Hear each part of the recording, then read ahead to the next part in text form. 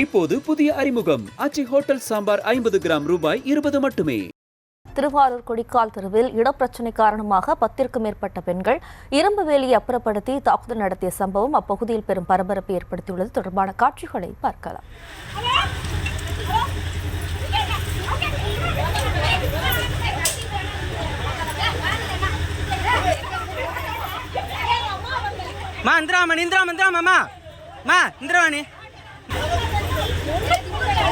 இது குறித்தான கூடுதல் விவரங்களோடு இணைகிறார் நமது செய்தியாளர் நேசராஜன். வணக்கம் நேசராஜன், இடப்பிரச்சனை ஏற்பட காரணம் என்ன, மேலும் விவரம்?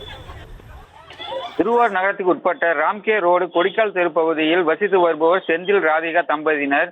செந்தில் கொத்தனாராக வேலை பார்த்து வருகிறார். இவர்களுக்கு ஒரு மகனும் ஒரு மகளும் உள்ள நிலையில் அவரது வீட்டிற்கு அருகில் உள்ள 480 சதுர அடி இடத்தை அம்ருதீன் அன்சாரி என்பவரிடமிருந்து கடந்த 2015 செந்தில் வாங்கியதாக கூறப்படுகிறது. இந்த நிலையில் அதே பகுதியை சேர்ந்த ரத்தினம் மற்றும் அவரது குடும்பத்தினர் அந்த இடம் அரசு புறம்போக்கு நிலம் என்று கூறி அதில் செந்தில் குடும்பத்தினர் வேலி வைக்கக்கூடாது என கூறி பலமுறை ராதிகா குடும்பத்துடன் தகவலில் ஈடுபட்டு வந்ததாக கூறப்படுகிறது. மேலும் இது குறித்து ராதிகா திருவாரூர் உரிமையியல் நீதிமன்றத்தில் வழக்கு தொடர்ந்து அந்த வழக்கில் ஒரு வாய்தா முடிவடைந்த நிலையில் வரும் 20ஆம் தேதி அடுத்த வாய்தா தேதி கொடுக்கப்பட்டுள்ளது. இந்த நிலையில் கடந்த வியாழக்கிழமை ரத்தினம் அவரது குடும்பத்தினர் உள்ளிட்ட அவரது தெருவாசிகள் 15க்கும் மேற்பட்ட ராதிகாவின் வீட்டிற்கு வந்து அவரை தகாத வார்த்தைகள் திட்டி இரும்பு வேலியை அப்புறப்படுத்தியும் வீட்டில் உள்ள பொருட்களை உடைத்து வாய்க்காலில் வீசியதுடன் ராதிகா அவரது மகன் திவாகர் மற்றும் உறவினர் ராஜேஷ் ஆகியோரை தாக்கியதாகவும் கூறப்படுகிறது.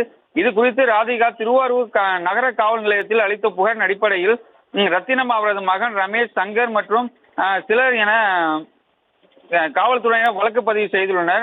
அதே போன்று அதே பகுதியை சேர்ந்த சகுந்தலா, சுந்தரி, கனகா, குப்புசாமி ஆகியோர் அளித்த புகாரின் அடிப்படையில் ராதிகா அவருடைய மகன் திவாகர், உறவினர் ராஜேஷ் ஆகிய 3 பேர் மீது காவல்துறையினர் வழக்கு பதிவு செய்துள்ளனர். விவரங்களுக்கு நன்றி நேசராஜன்.